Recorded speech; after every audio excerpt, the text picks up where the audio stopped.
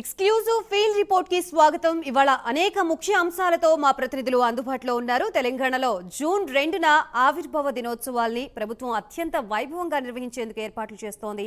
తెలంగాణలో రాష్ట్ర వ్యాప్తంగా ఉన్న ఆర్టీఏ కార్యాలయాలపై ఏసీబీ దాడులు నిర్వహిస్తోంది. ఈవీఎంలపై ప్రభుత్వ సలహాదారులు సజ్జల సంచలన కామెంట్స్ చేశారు. కర్నూలులో కోట్ల రూపాయలు విలువ చేసే వజ్రాలు దొరుకుతున్నాయి. ఇప్పుడు ఆ జిల్లాల్లో అదే హాట్ టాపిక్ గా మారింది. ఇవే అంశాలకు సంబంధించి మా ప్రతినిధులు హైదరాబాద్ నుంచి కుమార్, నాగేంద్ర, విజయవాడ నుంచి రాజేష్, కర్నూలు నుంచి హేమంత్ లైవ్ లో అందుబాటులో ఉన్నారు. వారి ద్వారా మరింత లోతైన విశ్లేషణ చేసే ప్రయత్నం చేద్దాం. ఫస్ట్ ఆఫ్ ఆల్ మనం హైదరాబాద్ వెళ్దాం. హైదరాబాద్ లో జూన్ 2వ తేదీన తెలంగాణ రాష్ట్ర అవతరణ ఉత్సవాల్ని అత్యంత వైభవంగా నిర్వహిస్తున్నామని రాష్ట్ర ప్రభుత్వ సలహాదారు కార్యదర్శి శాంతకుమారి తెలిపారు. గన్ పార్క్ లోని అమరవీరుల స్తూపం వద్ద తెలంగాణ రాష్ట్ర సాధన అమరులకు రాష్ట్ర ముఖ్యమంత్రి నివాళులర్పించిన అనంతరం సికింద్రాబాద్ పరేడ్ గ్రౌండ్స్ లో వేడుకలు నిర్వహిస్తామన్నారు. వేడుకల ఏర్పాట్లపై సచివాలయంలో వివిధ శాఖల కార్యదర్శులు, ఉన్నత అధికారులతో సీఎస్ శాంతకుమారి సమీక్ష సమావేశం నిర్వహించారు. పరేడ్ గ్రౌండ్స్ లో ఏర్పాట్లు ఎలా జరుగుతున్నాయి అనే దానికి సంబంధించి మనకి పూర్తి అప్డేట్స్ ఇవ్వడానికి మా ప్రతినిధి నాగేంద్ర సిద్ధంగా ఉన్నారు లైవ్ ద్వారా. నాగేంద్ర, తెలంగాణ ఆవిర్భావ దినోత్సవానికి సంబంధించి ఎటువంటి ఏర్పాట్లు చేస్తున్నారు? దీనికి సంబంధించి కంప్లీట్ అప్డేట్స్ ఏంటి? Thank you Gayatri.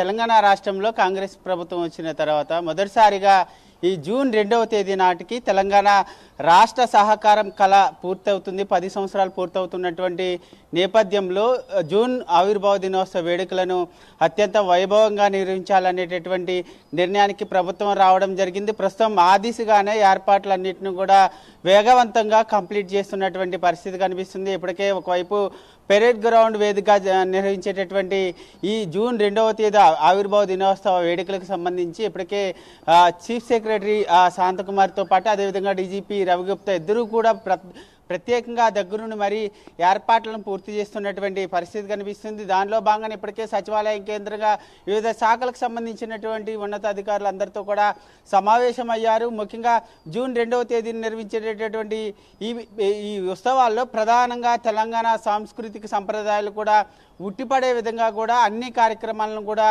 చేయబోతున్నారు. దాంతోపాటు ప్రధానంగా ఏదైతే తెలంగాణ రాష్ట్రంలో కాంగ్రెస్ ప్రభుత్వం ఏర్పడిన తర్వాత ప్రధానంగా అధికార చిహ్నంతో పాటు మరొక వైపు తెలంగాణ రాష్ట్ర గేయానికి కూడా కొన్ని మార్పులు చేయబోతున్నారు. దీనికి సంబంధించినటువంటి అంశంలో ఇప్పటికే సీఎం రేవంత్ రెడ్డి కూడా కసరత్తులు చేస్తున్నటువంటి పరిస్థితులను కూడా మనం చూస్తూ ఉన్నాం. ప్రస్తుతం దీనికి సంబంధించినటువంటి అంశంలో కూడా ఈ అన్ని కూడా కంప్లీట్ అయిన తర్వాత జూన్ 2వ తేదీన పెరేడ్ గ్రౌండ్ వేదికగా రాష్ట్ర చిహ్నాన్ని అదేవిధంగా రాష్ట్ర గేయాన్ని కూడా ఆవిష్కరించేటటువంటి అవకాశం కనిపిస్తుంది. జూన్ 2వ తేదీ నాటికి ముఖ్య అతిథిగా ఏఐసీసీకి సంబంధించినటువంటి అగ్రనేత సోనియా గాంధీని ఆహ్వానించబోతున్నారు. ఇప్పటికే ఢిల్లీ కేంద్రంగా సోనియా గాంధీతో సీఎం రేవంత్ రెడ్డి భేటీ అయినటువంటి పరిస్థితి కనిపిస్తుంది. జూన్ 2వ తేదీకి సంబంధించినటువంటి ఆవిర్భావ వేడుకలకి సంబంధించినటువంటి అంశాలని ఆమెతో చర్చించడంతో పాటు తెలంగాణ రాష్ట్రానికి ముఖ్య అతిథిగా ఆ రోజు రావాలంటూ కూడా రేవంత్ రెడ్డి విజ్ఞప్తి చేయబోతున్నారు. దీంతో పాటు మరొక వైపు తెలంగాణ రాష్ట్ర సాధనలో కీలక పాత్ర పోషించినటువంటి ఉద్యమకారులకు కానీ అదేవిధంగా ఇతర వ్యక్తులందరికీ కీలకమైనటువంటి వ్యక్తులందరికీ కూడా 2వ తేదీన ఘనంగా సత్కరించాలనేటటువంటి నిర్ణయానికి ప్రభుత్వం రావడం జరిగింది. ప్రస్తుతం ఆ దిశగా ఉద్యమకారులందరికీ కూడా ఇప్పటికే ఆహ్వానాలు పంపించడం జరిగింది. దాంతోపాటు మరొకవైపు ఇతర విభాగాల్లో కీలకమైనటువంటి వ్యక్తులందరికీ కూడా ఆహ్వానాలను పంపించినటువంటి నేపథ్యంలో జూన్ 2వ తేదీన జరిగేటటువంటి వేడుకలకు సంబంధించి అత్యంత పటిష్టమైనటువంటి భద్రతను ఏర్పాటు చేయడం, అదేవిధంగా వీఐపీలు వచ్చేటటువంటి రహదారులన్నింటిని కూడా పోలీసులు తమ ఆధీనంలోకి తీసుకోవడంతో పాటు ఎటువంటి ట్రాఫిక్ ఇబ్బందులు తలెత్తకుండా ఇప్పటి నుంచే అన్ని ఏర్పాట్లు చేస్తున్నటువంటి పరిస్థితి కనిపిస్తుంది. ముఖ్యంగా ఈ దశాబ్ది ఉత్సవాలకు సంబంధించినటువంటి అంశంలో 2వ తేదీన మొదటగా తెలంగాణ సీఎం రేవంత్ రెడ్డి అమరవీరుల స్తూపం వద్దకు వెళ్తారు. అక్కడికి వెళ్ళిన తర్వాత అమరవీరులకి నివాళులు అర్పించిన తర్వాత అక్కడి నుంచి నేరుగా పెరేడ్ గ్రౌండ్లో ఆవిర్భావ దినోత్సవ వేడుకలకి అక్కడికి హాజరైన తర్వాత ప్రత్యేకంగా ఎందుకంటే తెలంగాణ సంస్కృతి సంప్రదాయాలు ఉట్టిపడే విధంగా అతిపెద్ద భారీ బహిరంగ సభను ప్రత్యేకంగా ఒక స్టేజ్ని ఏర్పాటు చేయడం జరుగుతుంది.